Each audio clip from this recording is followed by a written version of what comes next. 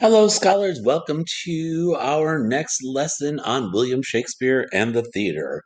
I hope you enjoyed our work last time, getting to know William Shakespeare as he was growing up and hearing some things about theater as it began in England. Today, we're working on lesson number 2. It's our last lesson with Shakespeare and the theater. And we will be learning today about William Shakespeare's life as an actor and playwright in England. So, a playwright is a writer of plays. And we will learn more about the theater, called the theater, and why it changed its name, as well as a couple of things that happened at the theater.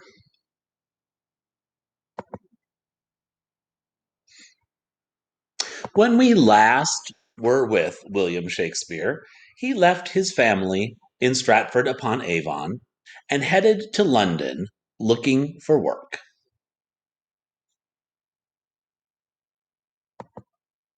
When he got to London, he joined the theater as an actor and later a playwright, which is how he spent much of his career.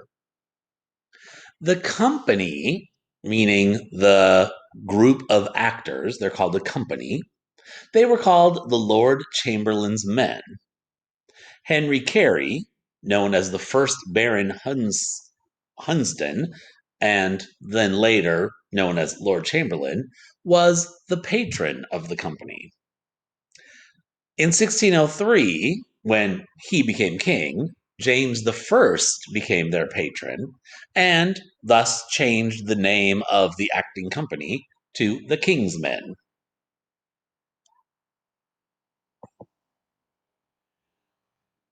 This is a model of the theater.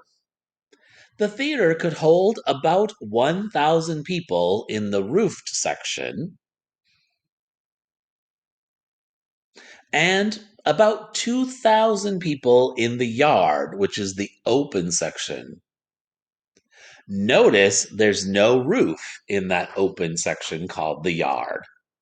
That allowed for light to come in, which was very important since there was no electricity. Performances took place in the afternoon so that there would be light.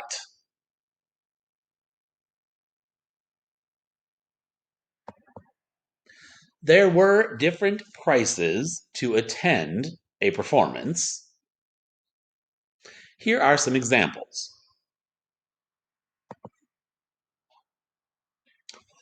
For sixpence, the well off, meaning the wealthy, sat in the Lord's room to be seen by others.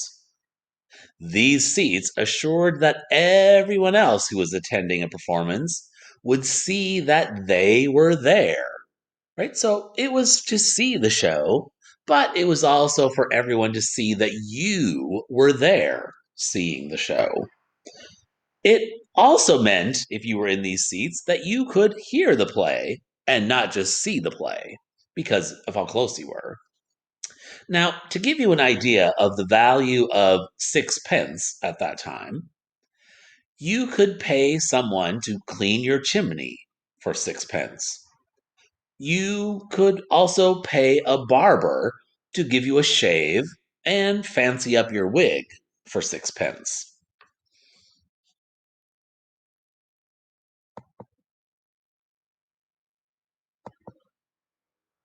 For threepence, people in higher up society could sit in the galleries, which remember have a roof over it, on cushioned benches. This allowed them to be away from the general public, safer from illness, and to also be seen being at the performance. For twopence, people could sit in those same galleries on wooden benches without cushions. Since performances were about 3 hours long, I would definitely want a cushion. Again, to give you a sense of the value of threepence, at that time, threepence could buy you a supper of bread, cheese, and beer. Or 3 pence could cover the cost of postage to have a 1 page letter delivered about 80 miles away.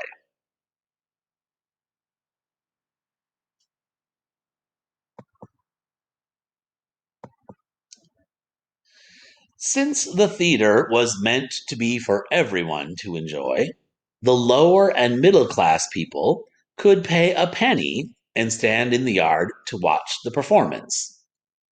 Now, be careful, a penny then did not have the same value as a penny today. We'll get to that in a moment. The people who stood in this open area, the yard, were called groundlings because they stood on the ground to watch the show. The yard was quite crowded, and remember, that part didn't have a roof so that light could be let in. So the groundlings were exposed to the weather rain, wind, hot sun. They knew what the weather was like because it was right over their heads in the open. Now, back to that penny. At the time, to give you a sense of the value of a penny would be about the cost of a day's worth of coal to burn in your fireplace.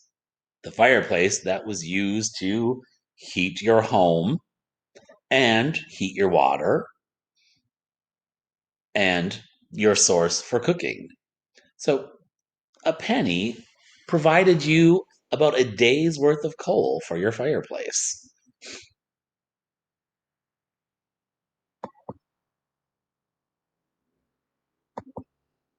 While theaters were used to closing and reopening regularly because of illnesses and diseases spreading, there was a time when all theaters were closed for 2 years due to the plague. It is believed by historians that Shakespeare worked on several of his poems, sonnets, and wrote 5 of his plays during this 2 year period. This sounds a lot like what is going on for us right now. Theaters and other places where crowds gather are closed, and we have an illness easily spreading around. It makes me wonder, are any of us sitting at home writing sonnets, poetry, or 5 plays that may go on to be as famous as William Shakespeare's work? Hmm, probably not.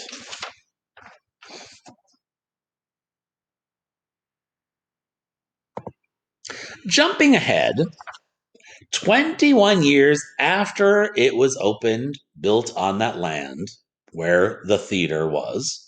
Now remember, outside the city walls, the landowners where the theater was located would not renew the lease for the acting company to keep putting on performances on that land.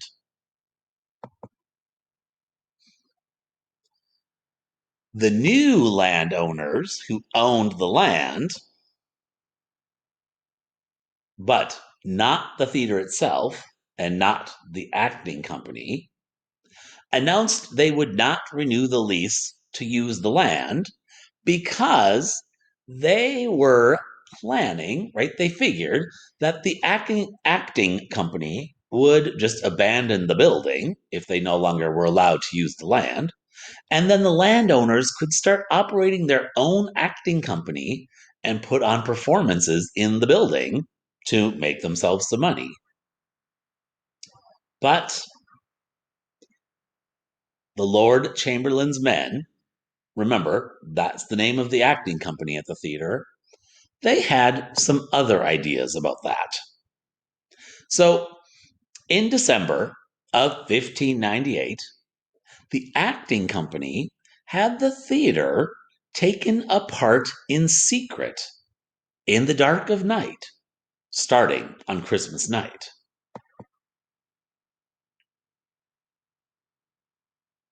So,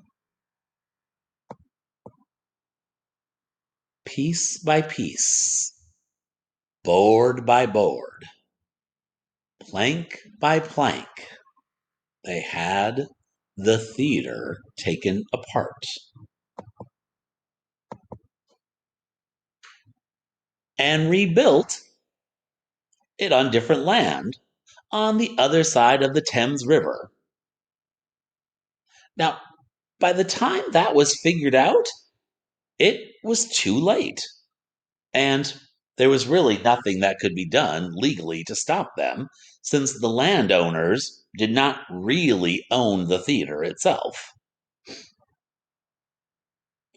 This map, right, shows where the theater was located and then to where they moved the theater. And you may be noticing that circle down there says globe. That's because after it was rebuilt, the acting company changed the name to the Globe.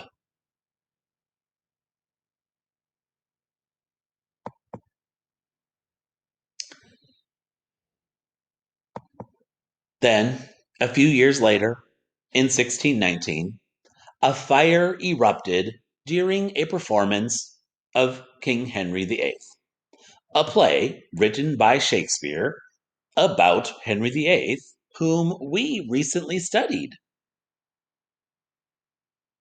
In the play, a cannon was fired during one character's grand entrance onto the stage. As usual, the cannon was loaded with gunpowder and wads of paper, but no cannonball. A spark from the cannon started the thatched roof on fire. A quick note: a thatched roof is made of straw and other dried grasses and reeds, all weaved together to keep water out. So think for a moment: straw, dried grasses, they easily burn. Well, while it is believed no people were hurt or killed in the fire, the globe burned to the ground in about 2 hours' time.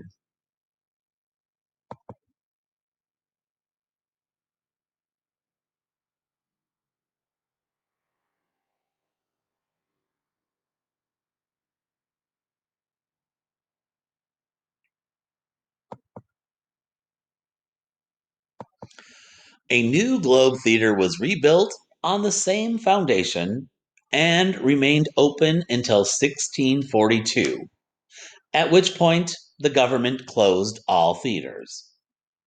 It's important to note, scholars, that when they rebuilt the Globe Theater, they used some money to create a tiled roof instead of a thatched roof in the rebuild. In 1616, not long after the Globe was rebuilt, William Shakespeare died after a brief illness. He had returned to Stratford upon Avon, and many people think he died on his 52nd birthday. The Globe was demolished in 1644 to make room for an apartment type building called a tenement.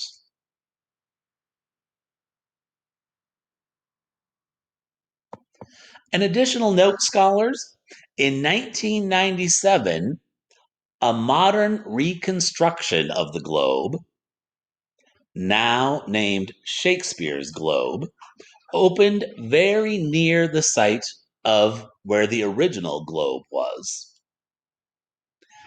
Interestingly, it opened nearly 400 years after the original theater, right? Remember, the original theater, which was the name of it before it became the Globe.